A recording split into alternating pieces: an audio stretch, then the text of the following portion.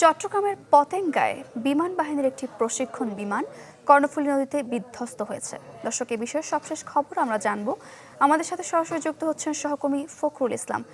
ফখরুল, কোনো ধরনের হতাহতের খবর পাওয়া গিয়েছে কিনা এবং সবশেষ কি পরিস্থিতি সেখানকার?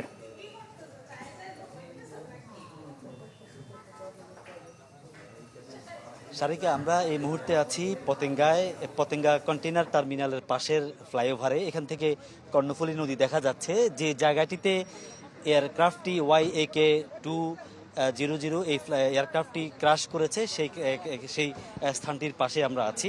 যাই হোক, ঘটনাটি ঘটেছে আসলে সকাল 10টা 28 মিনিটে। আমরা যতটুকু জানতে পেরেছি অফিসিয়ালি আনঅফিসিয়ালি এটা তথ্যটা এরকম যে সকাল 10টা 6 মিনিটে এই এয়ারক্রাফটটি পতেঙ্গায় যে বিমান বাহিনীর জহুরুল হক ঘাঁটি রয়েছে সেই ঘাঁটি থেকে টেক অফ করে।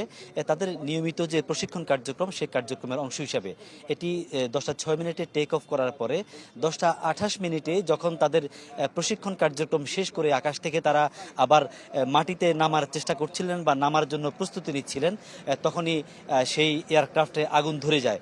এয়ারক্রাফটে আগুন ধরার সাথে সাথে যে দুজন ফ্লাইট ছিলেন, আমরা তাদের নামটি দুজনের নাম আমরা জেনেছি, কিন্তু সেটি অফিসিয়ালি এখনো জানতে না পারার কারণে আমরা নামগুলো বলছি না। সেই দুজন পাইলট তারা অত্যন্ত বিচক্ষণতার সাথে প্যারাশুট দিয়ে এয়ারক্রাফট থেকে নেমে যেতে সমর্থ হন, অর্থাৎ তারা কর্ণফুলী নদীতে পড়ে যেতে সমর্থ হন। তো এই দুজনের মধ্যে একজন একটু গুরুতর আহত হয়েছেন। তাকে CMH-এ যে চট্টগ্রাম যে ক্যান্টনমেন্টে অবস্থিত সম্মিলিত সামরিক হাসপাতাল, সেই সম্মিলিত সামরিক হাসপাতালে নিয়ে যাওয়া হয়েছে। আরেকজন নিশ্চয়ই হেফাজতে আছেন, তাকে চিকিৎসা দেওয়া হচ্ছে। এখন আমরা দেখছি যে এখানে উদ্ধার তৎপরতা শুরু হয়েছে। আপনি দেখবেন বেশ কিছু নৌযান, ছোট ছোট নৌযান দেখেন, স্পিড বোট, নৌকা, এখানে নৌবাহিনী, বিমান বাহিনী, চট্টগ্রাম বন্দর, কোস্টগার্ড সবাই এখানে যৌথভাবে নদীতে নেমেছে, তারা কাজ করছে। আমরা একজন প্রত্যক্ষদর্শীর সাথে একটু কথা বলার চেষ্টা করব, যিনি এই দুর্ঘটনার আগ মুহূর্তে দেখেছেন আকাশে বিমানটি, এই যে এয়ারক্রাফটটির চক্কর দিতে তিনি দেখেছেন এবং চক্কর দেওয়ার এক পর্যায়ে এয়ারক্রাফটটিতে আগুন ধরে যায়। একজন প্রত্যক্ষদর্শীর সাথে আমাদের কথা হচ্ছিল, তিনি এই মুহূর্তে হয়তো আমাদের থেকে দূরে সরে গেছেন, তাকে আর পাচ্ছি না। যাই হোক, ISP এর থেকে আমরা একজনকে পেয়েছি, একটু কথা বলি। যে আপনি কি দেখেছেন, আপনি তখন কোথায় ছিলেন এবং আসলে ঘটনার চিত্র আপনার চোখে কি ধরা পড়েছে? আমি দেখছি, আমি ওই যে 13 নম্বর গার্ড, ওই যে বাংলাদেশ রেড ক্রসের সোসাইটি গার্ড, যেটা আমি ওখানে আসছিলাম, তখন দেখতেছি যে বিমানটা, যুদ্ধ বিমানটা উপর দিয়ে উঠতেছে, তার পিছন দিয়ে আগুন জ্বলতেছে, আগুন ধরতেছে। আমি অনেকক্ষণ তাকায় রয়েছি। পরবর্তী দেখলাম এটা বিমানটা ক্রসিং করে কিছুক্ষণ সামনে আগার পরে আগুন আরো বেশি জড়িয়ে উঠছে পিছন দিয়ে। তখন দেখলাম দুইজন লোক প্যারাশুটা দিয়ে নিচের দিকে নামতেছে। এর 2 মিনিট পর পরে বিমানটা নিচে হয়ে একটা বিকল একটা আওয়াজ শোনা গেছে। এতটুকু আমি দেখছি, আর কিছু বলতে পারি না।